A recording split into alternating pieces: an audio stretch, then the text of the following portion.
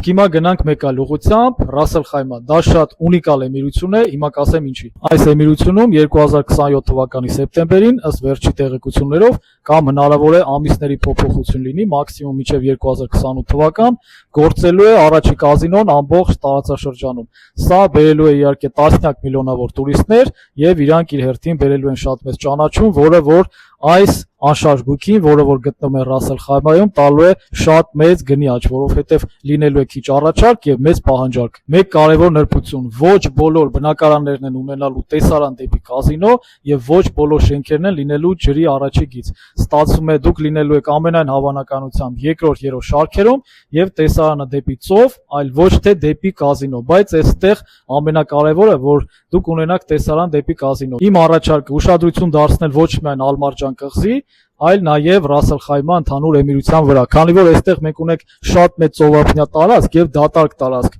Այնտեղ մոտավոր 2.5-3 տարի անց լինելու են մեգա նախագծեր, ուշադրություն դարձրեք այդ նախագծերին, քանի որ դուք ունենալու եք ծովի հենց առաջի գիծ, այսինքն լինելու եք հենց առաջի շարքում, երկրորդը դուք ունենալու եք տեսարան դեպի կազինո, իդեպ ավելի մոտ տեսարան դեպի կազինո